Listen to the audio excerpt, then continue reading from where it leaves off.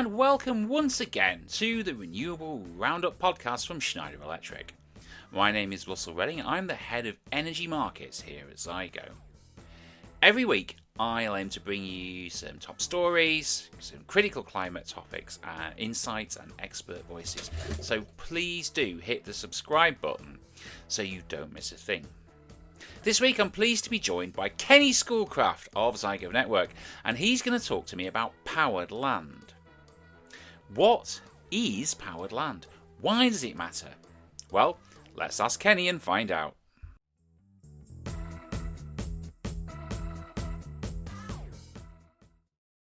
Hey Kenny, thanks for joining me this week. How are you? Good, Russ. How are you doing? I'm really good, thank you very much. Thanks for joining me again. I really appreciate it. Before we get stuck into what we're going to talk about this week, would you just like to give the listeners a quick overview of who you are and what you do?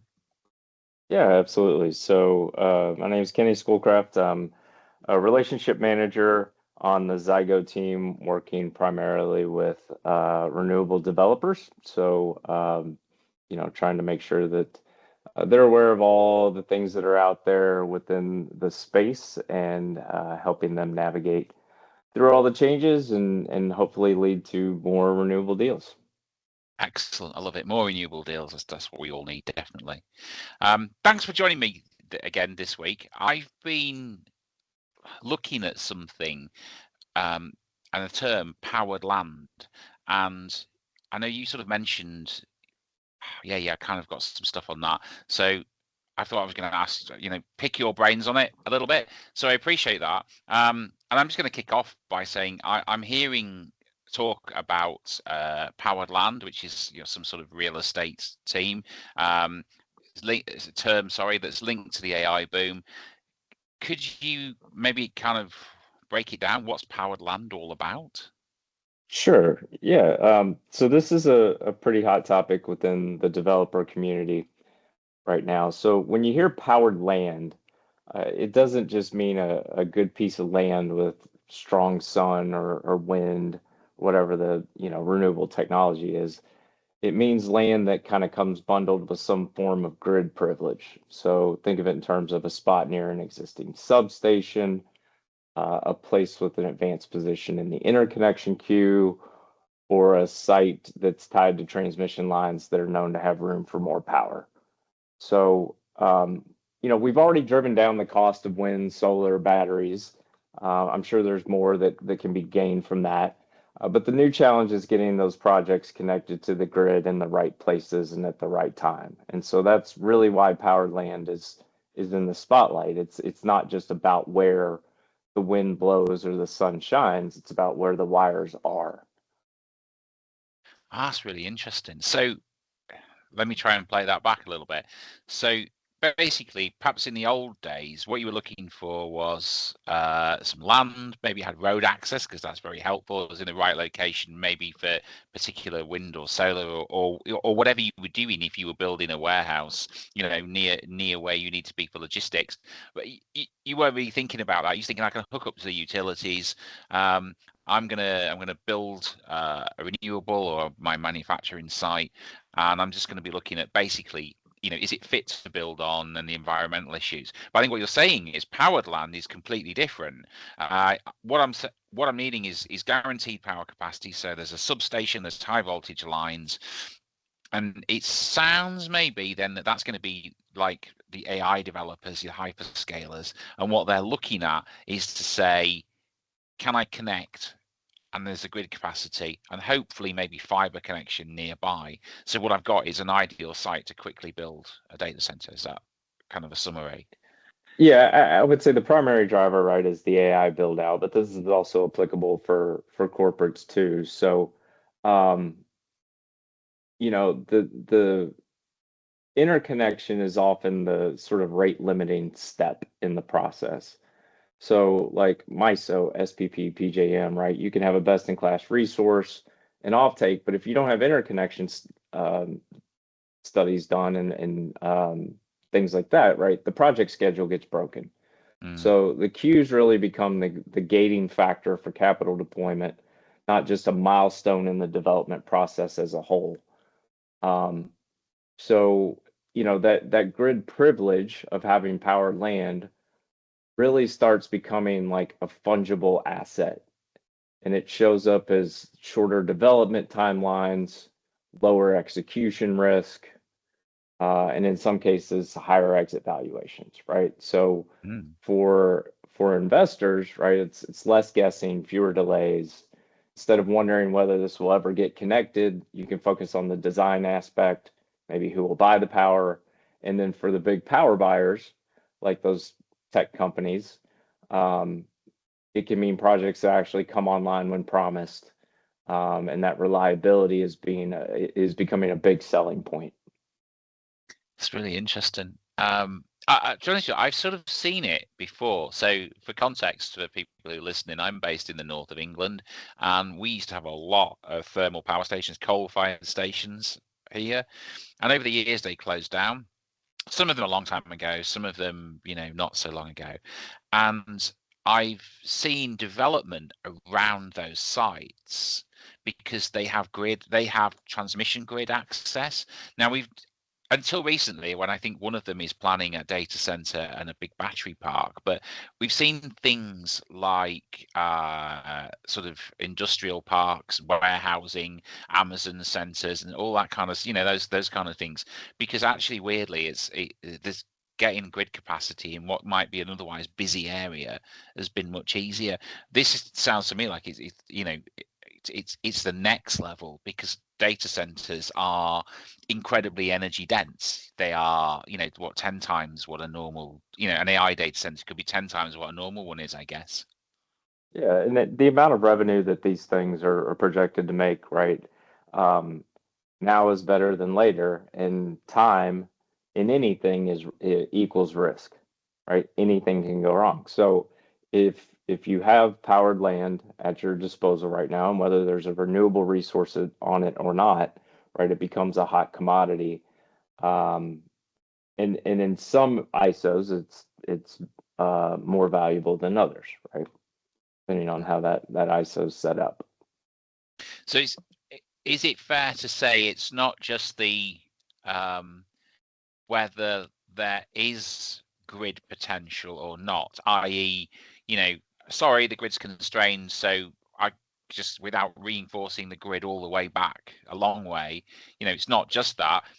That's obviously could be one big thing, but I guess even if you say, yeah, there's grid capacity, we can build here, but it could take us 3, 4, 5 years to get the connection approved and built and ready to go. Whereas maybe powered land is looking more like, well, maybe, I don't know, 1 or 2 years we can get on there. There it is. Let's get started. Yeah, exactly. That's exactly right. Okay, so I see why that's a premium. So interestingly, then, given that, is there sort of any particular, I guess, geographical areas, any ISOs or geographies? I mean, I think I've kind of heard of people about talking about PJM and Virginia, but is there anywhere where it's really, really hot? Um, yeah, I would say that most markets, right? So I want to be clear, right? Powered land is going to be important in all markets. I think we've seen a lot of activity in people's sort of gobbling up land, sitting on it, hoping that it becomes something that they could flip and turn valuable. That has to be in the right hands. I've read recently that there is a projected consolidation in that space, right, of people who maybe weren't able to get the right buyer or off taker, and so that land grab maybe becomes a bigger holding for bigger players as opposed to a bunch of smaller players. But if you take a step back and you look at it sort of nationally, right, in markets like ERCOT and SPP, um, it's more about speed and volatility is the value there. In MISO and PJM, it's relief from sort of cluster studies and queue risk. In CAISO and WEC out west, it's more a platform for storage and hybrids near evolving load and policy.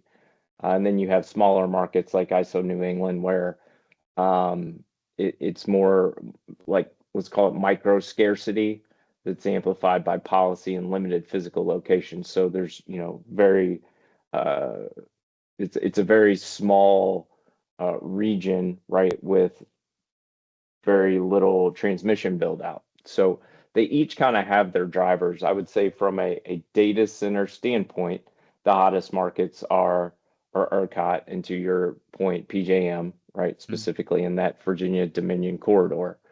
Um, so, they each have their own nuances to them. In ERCOT, really, it's a way to get speed to COD, because the value from a merchant or a quasi-merchant project, you can capture, value in the energy itself. In PJM, it's really trying to get further along in the queue, right? Or being further along in the queue to be able to entice that large load that's coming. Mm. So they both are expected to have strong build out. They're both uh, carry a lot of value in that powered land process, just maybe for slightly different reasons. That's really interesting. I'm glad you actually talked about that, because I think at first glance, you might think it seems reasonably simple in almost to say, it's like kind of like, well, you want fiber and that's laid, and therefore I want to be in a particular place, and so everyone's hunting in one place. But what you're saying is different markets have different characteristics and different reasons why powered land is a benefit. And I suppose there are also different flavors of data centers, where some want to be closer to, should we say, population centers because you want lower latency. Others, maybe like a training center, are, well, actually that the latency is not such a big issue here.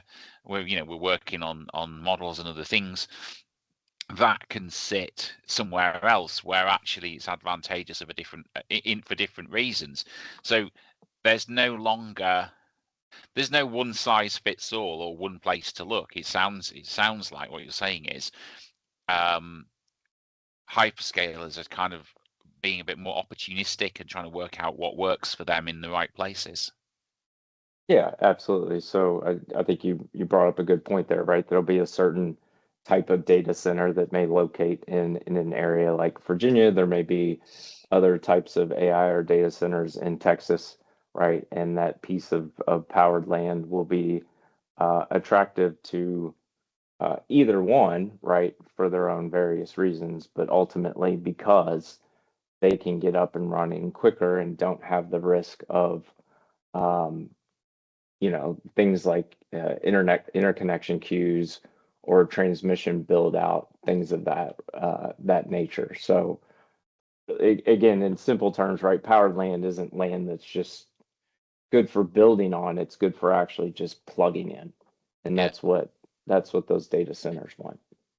and for me, when I follow the news, I feel like there's been a shift in recent years. So this, should we say, the speed to power part is becoming much greater. So I felt like, you turn back the clock a bit, um, you know, that, let's say, the hyperscalers, but the data centers were driving renewables because they were going to build, and there was often some sort of renewable project linked to it, and there was all these commitments about 24/7 matching and all this kind of green power, which was great.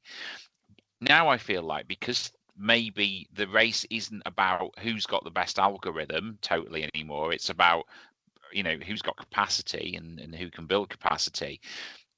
They're now the focus has shifted to opportunism. So you've got Microsoft saying, well, they're going to back the revival of 3 Mile Island nuclear. Amazon have linked to a nuclear plant in Pennsylvania, and you see people like Google and Meta doing what appear to be sort of one-off links with different technologies or different things, different ways of working, presumably because that's an opportunity to get that data center done. And okay, so we've got a great big we've got a huge battery and solar unit, and we think we can make that work. That's going to work on that land. Let's do that. Over here, we've got nuclear. So they're not committing to a sort of one. This is our style. We want to do it like this anymore. They're kind of saying, what can I find? Does that seem logical? I guess. Yeah, and I mean, even Microsoft kind of came out recently and sort of said, "Hey, we're not going to meet our 2030 goals." Right? There's just too much demand, too much build out. And all of these things, kind of these different creative structures that they're employing, they basically said, we don't want to necessarily be doing this. We'd love to just take grid power, right? So they have a balancing act of, okay, I've got a goal. Maybe now I can't meet it. How much do I step it back? And so, when we talk broadly about powered land, it doesn't have to necessarily have anything to do with renewables, period, right? It's just Yeah. power, right? And power that's readily available for a new build. And some of the big players will figure out how to clean that power offtake up, should they want to continue to progress towards their goals. In other cases, you may have data centers, depending on who owns them, who say, I don't really care about the renewable piece of it. Mm. So it's kind of all across the board. But I do think it is a distinction when we do talk about powered land, is that, like, in some cases it has nothing to do with renewables at all. Yeah. And I think and it is a global thing. We talk about Europe. We've seen in the UK data center operators swoop on land where they see connection capacity, or perhaps have plans to expand stymied because they can't get the grid connection because it is connected. And I think that, again, you'll see that across Europe. Like, where am I building? Where are they going to build? Where will probably come down to, as saying, where can I quickly get hold of a grid connection that makes sense? I'm not going to build it somewhere where it doesn't make sense for that type of data center. But it wasn't so long ago when everything, I feel like everything was built in Ireland, because that was on the end of the transatlantic cables, and that made a lot of sense. That was the kind of jumping off point. That's moving as the infrastructure's improved, and again, I feel like there's going to be lots of opportunistic looks at various bits, whether it's in Europe, potentially like Middle East and things like that, and the Far East, finding spots. Yeah, absolutely. And I don't think that this is necessarily a US specific issue, right? I think this will ultimately be a global, let's call it, not problem, but challenge to solve, of how quickly people can cut through, let's call it red tape, or whatever it is that, the Mm, slowing definitely. down of the process, right? Because right now, interconnection queues, transmission build out is basically the gatekeeper of whether megawatts ever see the grid at all, right? Yeah. And that's the challenge right now. And I think it has shifted, because I think it wasn't long ago when, certainly in Europe, there was a huge outcry from renewable developers and generators, which was basically, I can't connect my project to the grid. The grid's terrible. I can't connect my project to the grid. I'm in a queue and I can't get this and can't get that. And suddenly that's almost shifted a bit into everyone's sort of saying, well, all these massive loads can't get connected. We want to build these data centers, and now they can't get connected either. So the problem ultimately seems to be the same. It's the transmission networks, which probably have been underinvested for a long time, because they've been in a status quo for a long time, and now we're in a period of transition. They're just not up to the job. So that's causing some problem. That's causing lots of problems, I guess. I mean, we could probably have another podcast around this whole piece of it, but in theory, right? You open this up, and the grid takes on a bunch of solar projects. It still doesn't account for all the 24/7 that data centers need, or where utilities need the power the most. And so that becomes the secondary discussion of, okay, now you have it, but let's pair it with the best, right? Let's try to make this a little bit firmer capacity, right? And that's the challenge of queues in general, is there are things flowing through queues. Um, it tends to be gas-fired generation more so than others at this point, because that's what's going to give you the stability 24/7 as opposed to the renewables. So Yeah, yeah. Which, as you say, is another thing, that shift into what that is, and literally, turbine manufacturers' order books are now full. Getting hold of that, that's another challenge. Yeah, it's going to be interesting to see how it evolves, I guess, and how long it evolves over. Whether the AI comes and goes, I don't think it's ever going away. But whether it's as big as it is perhaps now, whether it gets bigger and plateaus, or whether it gets a bit bigger and then it shrinks back as people find the use for it, I think it's going to be interesting over the next few years to see how it plays out. yeah, for sure. Definitely. Kenny, thank you so much for coming and talking to me about Powered Land. I feel I've got a better understanding, certainly, of what it's about, and definitely, I don't think I'd fully appreciated the complexity and the nuances of what it is that works. I was kind of viewing it in very simple terms. So, thanks for your time. I really appreciate it. Yeah, absolutely. It's been a pleasure.